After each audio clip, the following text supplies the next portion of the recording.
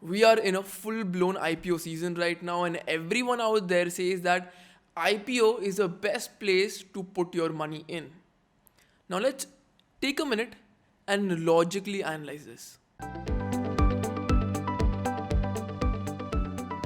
Hey guys, this is Aditya, investor, trader, and mentor in stock markets.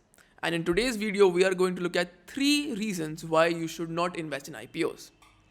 The first reason is the system of IPO distribution.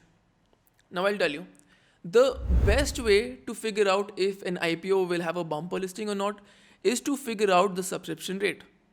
And that's very logical also, right? Because higher the subscription rate basically means there's a high demand for this particular IPO. And if there is high demand, then the probability of the share getting pushed upwards is much higher. So simply, higher the subscription rate, higher the chance of the share having a bumper listing. Now let's say there are two shares, there is company X and company Y. Company X has, let's say, 100x subscription rate. So 100x subscription rate, basically what that means is that, let's say the company offered for, basically applied for X crores amount of shares. X crores shares were offered for an IPO, right? So they got an application of 100x crores. That is why we say that it got a 100x subscription, right? So let's assume company X has got a 100x subscription. On the other hand, there is company Y which got a 10x subscription, right? So probability of which share is higher to get a bumper listing? Company X, correct, because that is having a much higher demand. Now let's say in the same situation, you basically apply for both the IPOs, right? So you've given an application for both the IPOs. Now tell me, which share do you have which application will have a higher probability of you getting the share? Which means, let's say you apply on company X, you apply on company Y. The probability of you getting the company X allotment is, let's say, theoretically 1 by 100. And here company Y, the probability of you getting the allotment in company Y is 1 by 10, theoretically. So it basically means that any share which has a bumper listing or is supposed to do extremely well, probably you won't even get the allotment. And any share which is not supposed to do very well, probably you will get the allotment.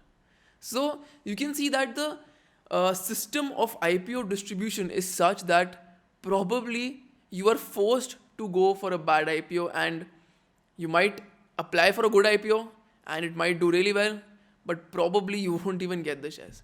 So this was a reason one why you should not apply for IPOs. So the reason number 2 is the financial history. So whenever a company goes for an IPO, we have a financial history for, let's say, a couple of years. And when I say financial history, it basically means financial statements are declared, and the financial statements include 3 things, which is cash flow statements, profit and loss account, and balance sheet. Now, अब इसमें problem क्या आती है कि these are great. I mean, they are essential for knowing exactly if you want to invest in this share or not. But they are certainly not the end game, and I'll tell you why. Because these numbers can be misrepresented.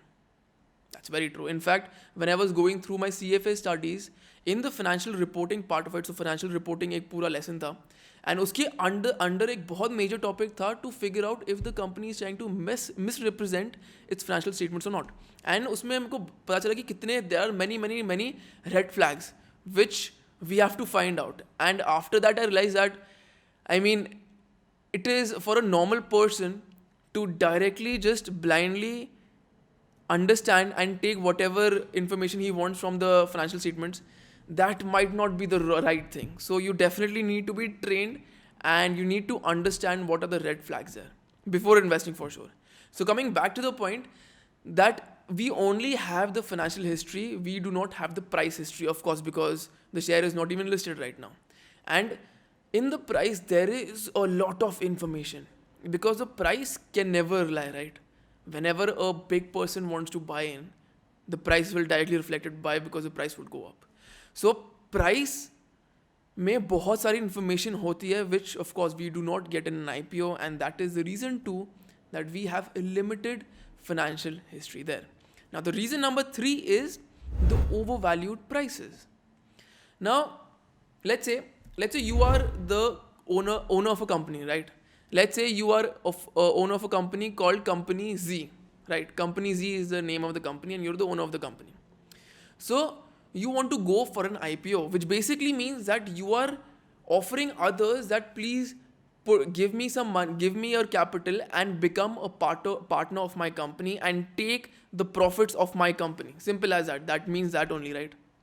So as the owner of the company, when would you actually go for an IPO? I mean, how would you actually price the price of the IPO? Price of per share. Would you keep the price lower than the fair value according to you? Because of course, if you're the owner of the company, you're the best person to know the fair value of the company, right? Now, when will you value? What value will you go ahead and give the IPO? Will it be below fair value? Of course not. I mean, of course not. Will it be at fair value? Still no. If you think as a CEO, as the owner of the company, if you think that this company's fair price should be around 500, then you will at least go for an IPO with the share price of 750, and that is at least.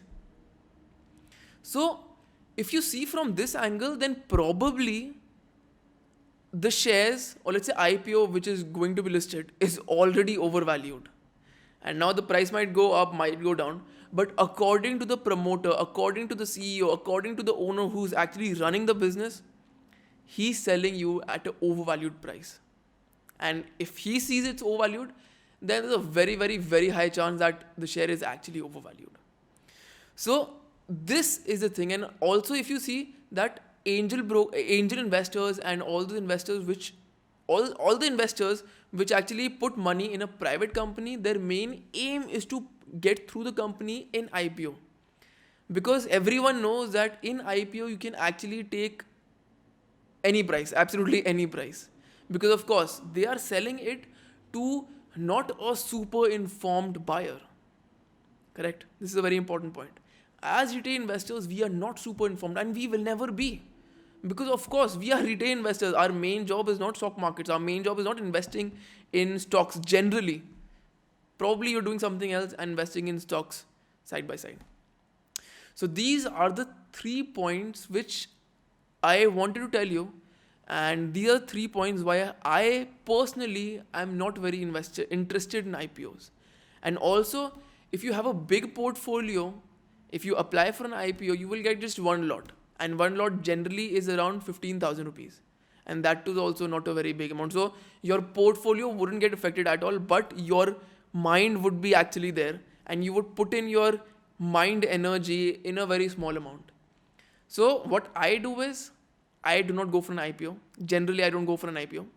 And when the IPO gets listed, after a week's time, I simply wait after a week or maybe after a month, approximately this particular time, 2 to 3 weeks. I see exactly what is happening, how is the share performing. Then only I take a decision if I want to buy this share or not. And if I buy, I keep it for quite some time, because of course, if I'm investing in that share, I buy it for at least 5 years. That is my term. Now, the other reasons why you should not go for an IPO. Now, the question is, which share should you go for, right? अब मैंने आपको बता दिया कि IPO में नहीं जाना चाहिए, but कौन से share आपको खरीदने चाहिए? इसके लिए what we are doing is, we are having a webinar. And in that webinar, we are going to share our 5-step stock selection process. If you're interested, you will find the link of that webinar in the description. So you can go there and register for the webinar, and me and Harsh will see you live there. If you like the video, like the video. If you dislike the video, dislike the video. And I will see you next time in the video.